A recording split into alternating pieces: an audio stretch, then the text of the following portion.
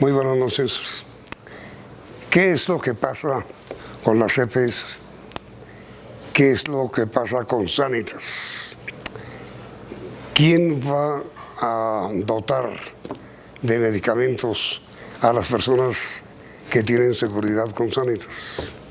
Nuestra invitada de esta noche es la doctora Ana María Vesga, presidenta actual de ACIMI, que es la agremiación de las empresas de régimen contributivo. A ver, doctora Ana María, muchas gracias. ¿Qué va a pasar con las EPS?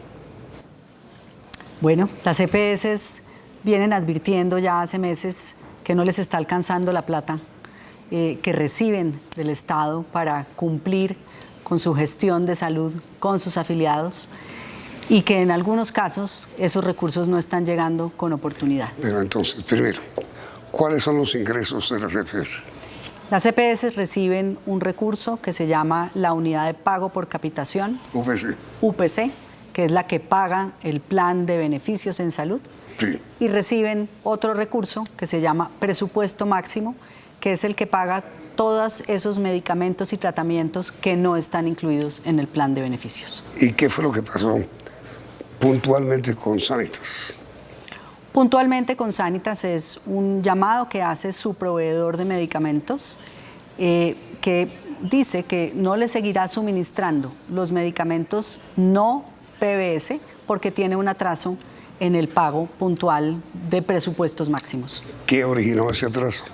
Ese atraso se origina porque los recursos de los presupuestos que se giran de manera anticipada por el gobierno a las EPS de presupuestos máximos. Desde el mes de julio no recibían las EPS esos recursos. Pero el ministro dijo ayer que están al día. Pagaron los meses de julio, agosto y septiembre. La semana anterior llevábamos 90 días de retraso en el pago de esos presupuestos y no nos han pagado los ajustes del año 2022. Pero digo, que paguen en los 2 meses que tienen de atraso no es... Yamit, eso, la suma de los ajustes del 2022 más la suma de lo que llevaban atrasado estos meses son más de 2 billones de pesos. Pero perdón, el ajuste del año 20 y el ajuste del año 22 no lo han pagado. No, señor. Es decir, no fue exacto el ministro. Falta esa información en lo que ha dicho el ministro. Él no la tenía. No sé. Pero supone usted. Supongo que no. Porque la información que dio anoche aquí no fue exacta. Ellos han reconocido que tienen pendiente de giro el ajuste del 2022. No han dado la cifra. Pero para nosotros son 1.6 billones de pesos más el atraso de lo del 2023, suma casi 2 billones. Y en consecuencia, doctora Vesga, ¿qué riesgo corren otras EPS de que les ocurra lo mismo que a Sanitas?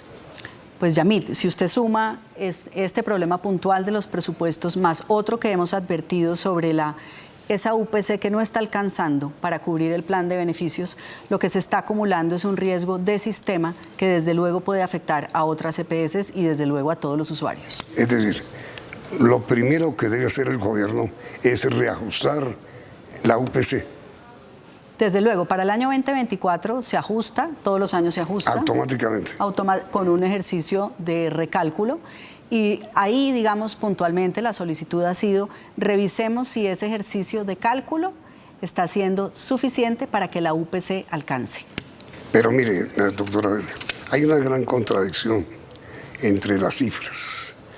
Hay unos establecimientos que dicen que la deuda es de 16 billones. Otros dicen que no, que son 8 billones. Otros que dicen, como el mismo gobierno, que no hay deuda, que están al día. ¿Cuál es la verdad?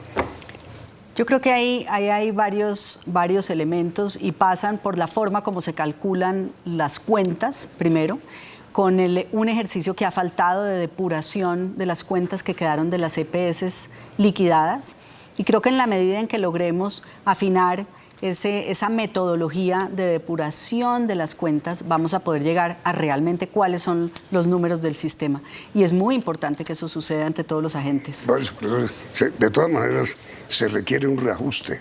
Sin duda. De UPC. Sí, todos los años. ¿Eso es automático? Sí, señor. En este momento, ¿qué deuda tienen? ¿Qué deuda tienen? El Estado con las... Bueno, nosotros hemos estimado que entre los recobros, que son dineros debidos antes del 2019, más este ajuste que le digo de presupuesto, son cerca de 6 billones de pesos. 6. Con las EPS. ¿Y ustedes han hablado con el ministro? Sí, por supuesto. ¿Y él qué les ha dicho? Pues hicimos unas mesas técnicas para revisión de todas estas cuentas. El Ministerio tiene el compromiso de internamente revisar y volver a llamar a las EPS para, sobre todo, mirar qué vamos a hacer de cara al 2024. Todavía no nos han llamado. Pero digo, ¿la solución es cuál? La solución es hacer un cálculo adecuado de lo que requiere el sistema para el año 2024 de acuerdo al gasto real en salud que está necesitando. ¿Qué quiere decir lo que requiere el sistema? Es que, Yamid, el sistema de salud va requiriendo cada vez más y más gasto. ¿Por qué? Porque la población envejece, porque el plan de beneficios aumenta, porque hay nueva tecnología. Entonces, la UPC, que en nuestro sistema son 1.200.000 pesos promedio por persona, cubre un sistema prácticamente y un plan de beneficios prácticamente ilimitado. Entonces, cuando decimos tiene que ser suficiente, se tiene que ajustar de acuerdo al nivel de enfermedad, al nivel de riesgo y al nivel de gasto que tiene el sistema. Nos estamos quedando cortos en ese cálculo. ¿Y de cuánto debe ser el reajuste? Bueno, no, el ajuste, digamos que depende mucho del comportamiento del año inmediatamente anterior. Para el año anterior nosotros dijimos que el ajuste debía haber sido del 22-23%, fue del 16%. Cada punto de la UPC, cada punto porcentual de la UPC son cerca de 760.000 millones de pesos.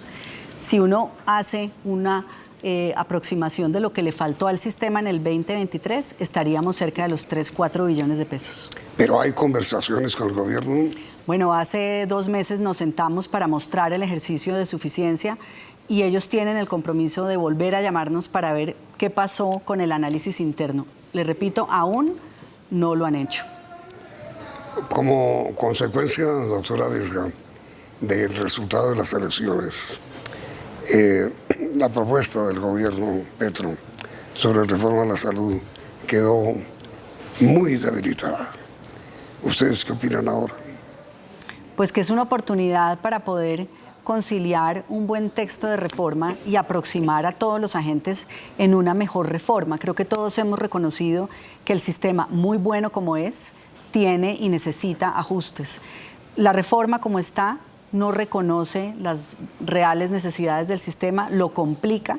Entonces, tomémoslo como una oportunidad para poder sentarnos todos alrededor de una mejor propuesta. Pues hoy ya se reflejó en el Congreso, ¿no? Así es. No hubo sesión. No hubo sesión. Como consecuencia, pues, de las grandes dudas que han surgido. Sí, yo creo que el panorama político es distinto hoy, pero repito, creo que eso es una oportunidad.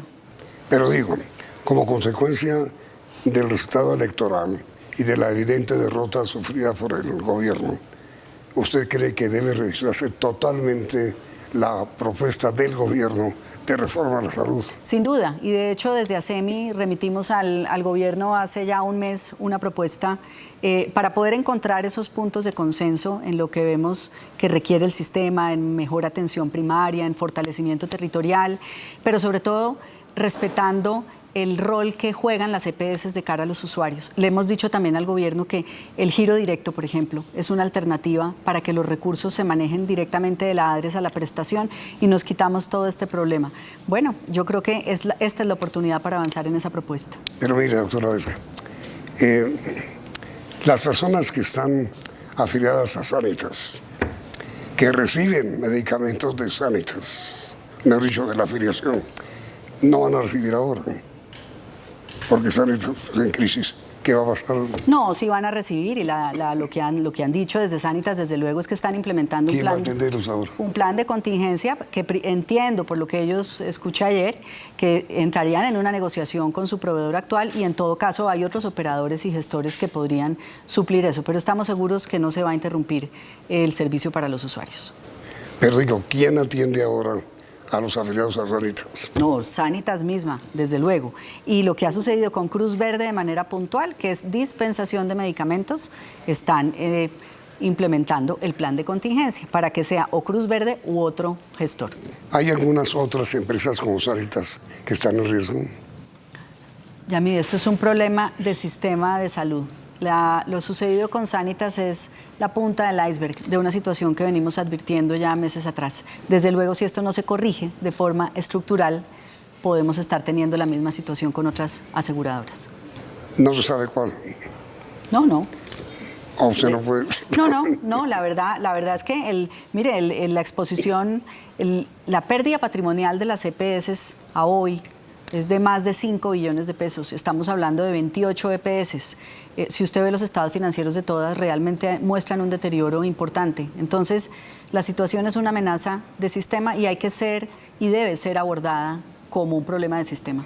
Pero mire, doctora Vesga, muchas personas afiliadas a Sanitas nos han llamado para decirnos, ahora, ¿quién nos va a dar los medicamentos que estamos recibiendo? Sanitas a través de otro operador o de la misma Cruz Verde, y Sanitas lo informará oportunamente a sus usuarios. No, entiendo que sí, están en ese proceso. Desde luego, pues esto lleva horas. Pero van a recibir los mismos medicamentos. Sí, señor. Ahí no hay Ahí no hay riesgo. Ni riesgo de que... No, desde luego que no. Ahora, ¿qué otras EPS corren este riesgo? Le insisto, con todo respeto, doctora Vesga, en mi pregunta. ¿Otras EPS, como Sanitas, corren el mismo riesgo de suspender la entrega de medicamentos? Yamid, el problema de financiamiento es un problema de sistema. Somos 28 EPS. 28. 28 EPS entre régimen contributivo y subsidiado. Todas con el mismo riesgo. Todas con el mismo riesgo. ¿Y entonces? Bueno, pues por eso la importancia precisamente de abordar los problemas de forma sistémica y dar una conversación sobre la capacidad que tiene realmente el sistema de salud de entregar el plan de beneficios que ofrece con una prima limitada y con una demanda de gasto cada vez mayor. Pero en el caso concreto de Sanitas, que tiene 5 millones y pico, ¿no? 5.7, sí, señor. ¿Qué va a pasar con los medicamentos que esas personas deben recibir? Tienen que recibir en peligro su vida. Tienen que recibir, y esa es una obligación que tiene la EPS frente a ellos, y por eso la implementación de ese plan de contingencia que le ha pedido la Superintendencia Nacional de Salud y que tiene simplemente que buscar o en otro operador o a través de la misma Cruz Verde cómo continuar la dispensación. Pero a ver, doctora, y perdón la insistencia, los televidentes que están afiliados a Sanitas, ¿qué deben hacer para que sigan dando sus medicamentos?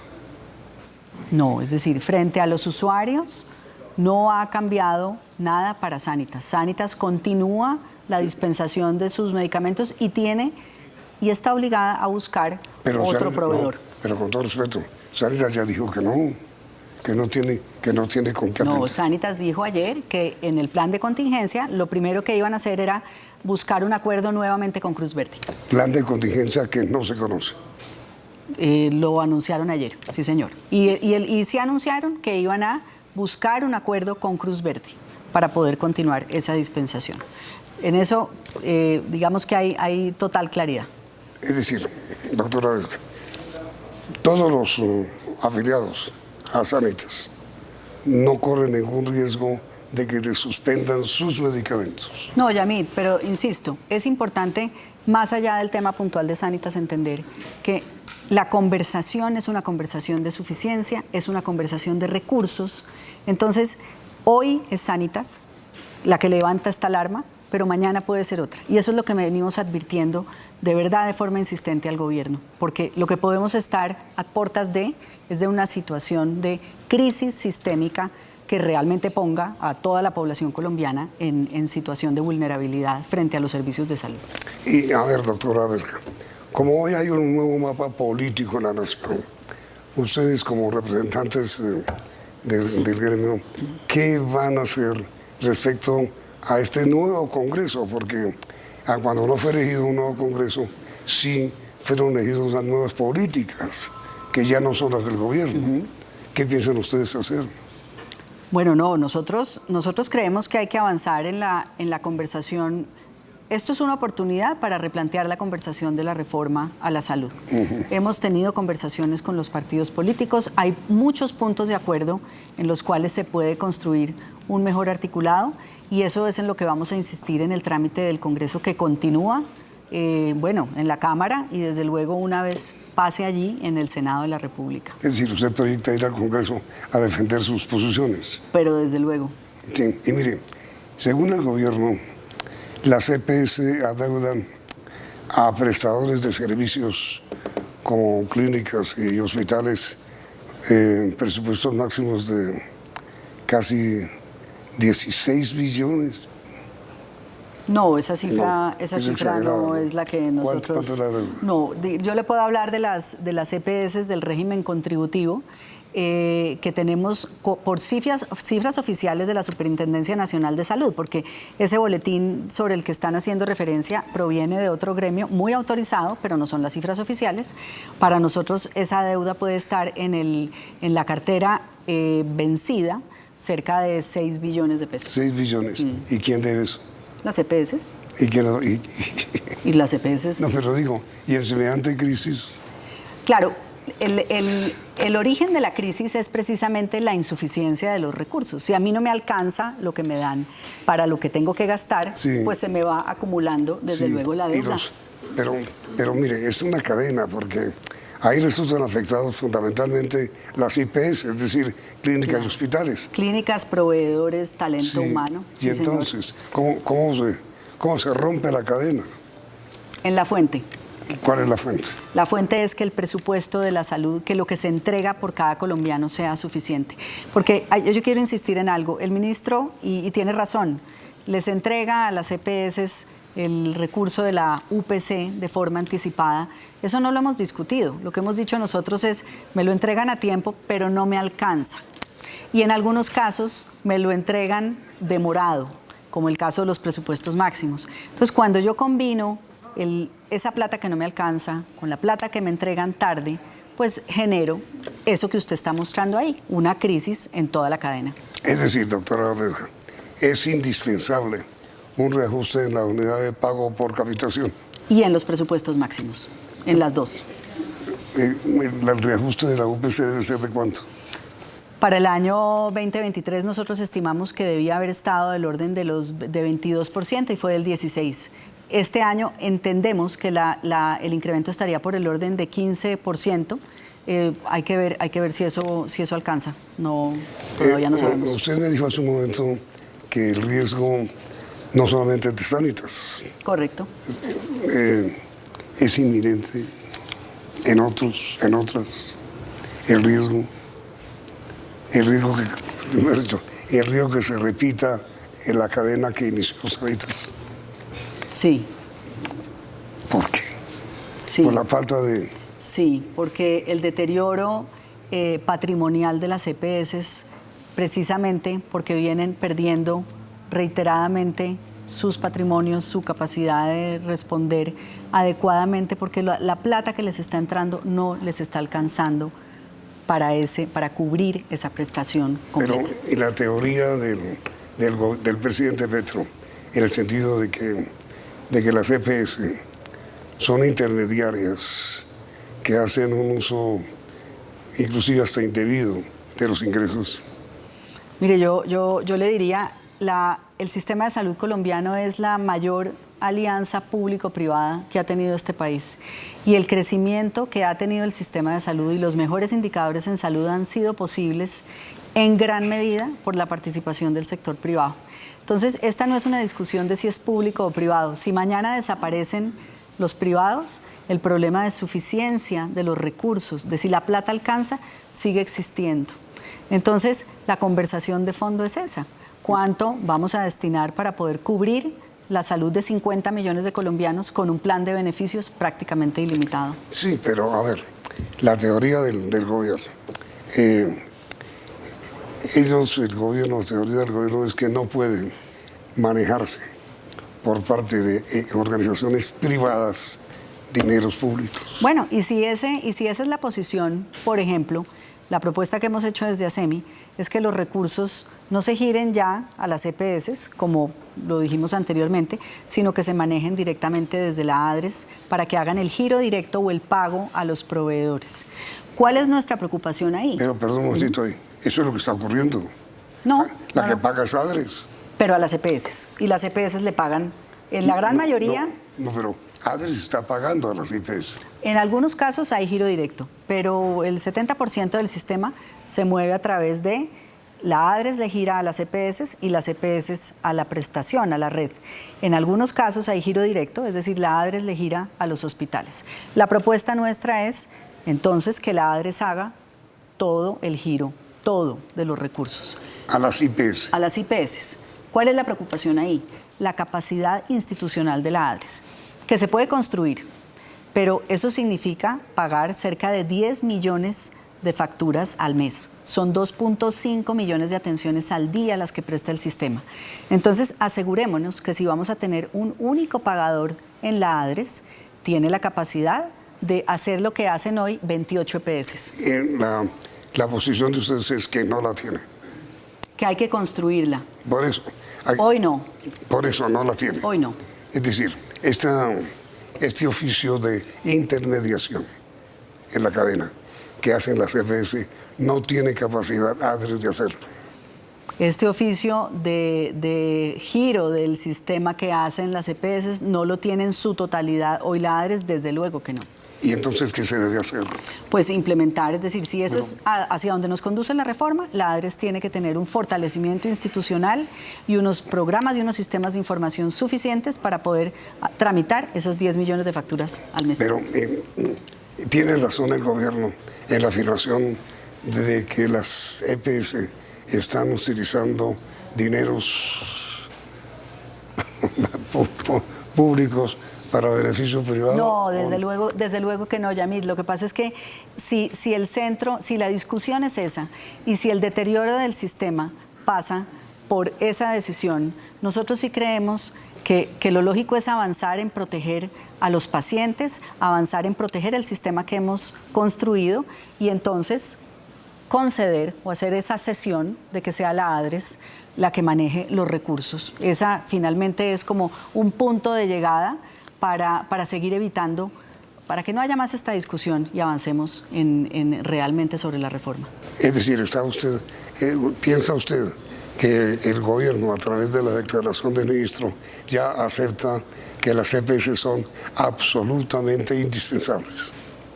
Bueno, yo no he dicho eso, pero digo que él ha reconocido que la gestión que hacen frente a los usuarios se mantiene en buena parte y nosotros queremos recoger esa afirmación porque creemos que así debe ser. Por eso, no es que diga usted que el ministro lo dijo, sino que usted lo dice. Sí, sí. Son indispensables. Sí, yo creo que no existe, es decir, el modelo nuestro modelo de sistema necesita ese agente, la palabra intermediario no es un agente que responde por el usuario, que acompaña al usuario y que hoy asume el riesgo financiero. Entonces, ese agente en el modelo de salud que tenemos en el país y que se ha construido en estos 30 años es necesario, indispensable. Pero ¿por qué no intermediario? Si ustedes son intermediarios entre el enfermo y la IPS. Porque la palabra intermediario da a entender que no se agrega valor en ese proceso y realmente lo que se hace es agenciar, y agenciar significa acompañar, significa seguir a un paciente durante su uso del servicio de salud y hacer muchas otras cosas por él. Entonces, la labor de agencia, intermediar sería como que yo simplemente recibo unos recursos y pago unos recursos. Eso no es lo que somos. ¿Pero ustedes cuántos reciben? 80 billones de pesos. Pero gestionamos la salud de la población. Gestionamos íntegramente la salud de la población, la caracterizamos, identificamos los grupos de riesgo, hacemos las cortes de pacientes, los llevamos a través del sistema. Es decir, y adicionalmente hacemos una labor financiera de contratar una red y pagar a una red para que atienda a esa población. Eso no es intermediación. Por eso digo yo, una de las conclusiones de este nuevo mapa político quiere decir manejo del Estado, quedó claro que las EPS deben subsistir. Ojalá así sea. No, pero sí o no. Yo creo que en el ambiente político que tenemos hoy es mucho más fácil defender que no podemos migrar a un sistema público, que ese no debe ser el objetivo, que hay que fortalecer lo que tenemos actualmente y reconocer la importancia de lo que han hecho como sector privado, las EPS y en toda la labor de agencia durante los últimos 30 Entonces, años. mi pregunta final, doctora Vesga. Como consecuencia de la crisis de Sanitas, no hay ningún riesgo de que todo el sistema de salud en cadena entre en crisis. Yamit, si no solucionamos los problemas de suficiencia presupuestal, hay un riesgo enorme de que todo el sistema de salud entre en crisis. Si no se reajusta, si no tenemos una UPC suficiente y unos presupuestos máximos suficientes, hay que reajustar y hay que dar esa conversación sobre el gasto en salud y el presupuesto de la salud. Doctora Vesga, muchísimas gracias. Muchas gracias, Yamit. Usted ha sido muy amable. Y ustedes por la sintonía, televidentes, y los invitamos a continuar aquí en Noticentro 1.